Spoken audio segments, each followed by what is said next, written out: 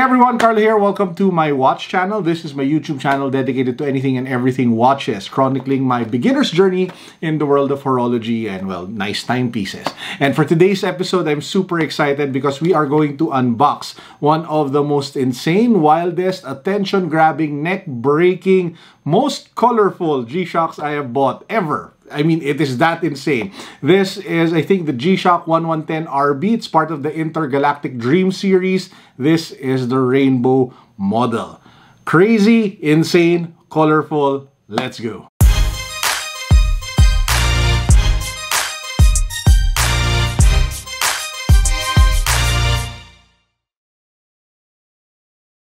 As you guys can see, it comes in this kind of different box. It looks like a special box because the typical G-Shock box is all black. Now, if you pop this open, you have the typical, manuals and warranty cards.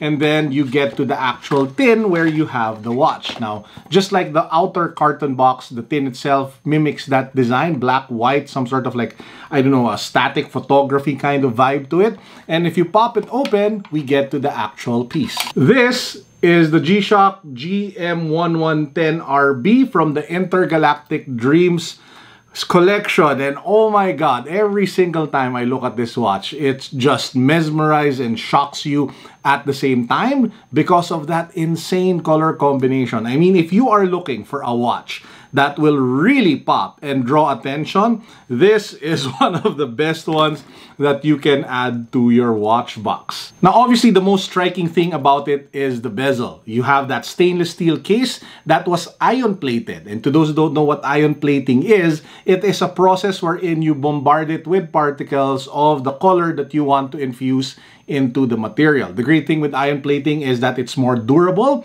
as in multiple times compared to typical ways of coloring a watch. So it's great that when it comes to the process of how they went about building this watch, they used that process. So 2 thumbs up to G-Shock for that. And by the way, since they used that particular coloring process, the ion plating, every bezel of each model of this G-Shock is kind of unique. The stainless steel bezel that you have over here has also been polished, forged, and cut to give it that very distinctive design that you see with this piece. The color doesn't end with the bezel, because if you take a look at the actual face of the watch, everything in it is shockingly colorful. Let's start with the displays. The upper part uses some sort of purple, the lower right part uses some sort of red. You take a look at the Y metallic part that cuts across the entire face, some sort of yellowish lime gold, and then the dial on the left part of the watch is a mix of, blue with orange, and I mean, it's just insane. It didn't even spare the function buttons. Now, as you guys know, the GM110 has 4 buttons that you can find on either corner.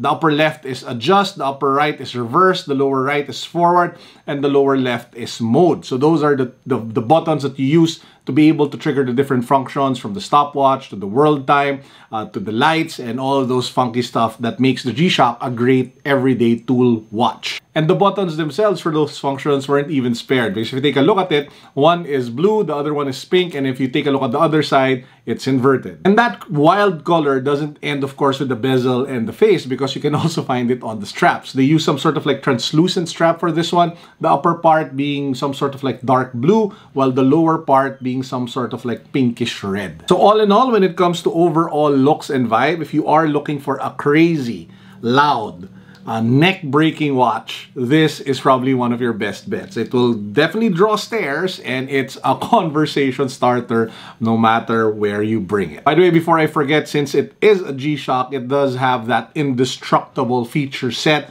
ranging from being magnetic resistant, shock resistant, 200-meter water resistance, and it also uses a mineral glass for the crystal. Also very lightweight, coming in at 93 grams, so you won't even feel that it is there. And lastly, just like with G-Shocks in this particular model, it is very chunky. So if you do have anywhere, 7 to 8 inch wrist, or maybe 6.5 to 8, it will work really well. But if you have smaller wrists than that, then you might want to take a look at other models of G-Shock so it doesn't look like a massive thing on your wrist. Now, if you want to pick up one of these pieces, I was able to get this from one of my favorite multi-brand stores. Of course, I'm talking about atTokyo.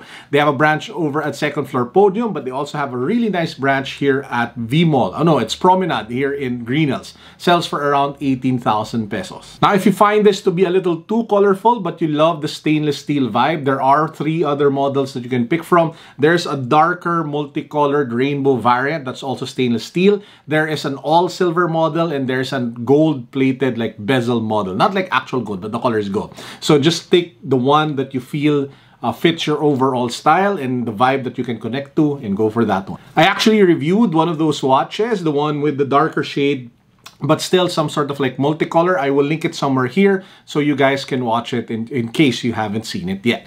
And with that said, I hope you guys enjoyed our quick unboxing, G-Shock unboxing to cap off the year. Of course, I'll be doing more videos in the coming days ahead. So please make sure that you hit that subscribe button, give this video a thumbs up, and comment down below what you guys think of this watch. This is Carlo signing out. As usual, guys, peace, God bless, what's up, Happy New Year, Merry Christmas, boom.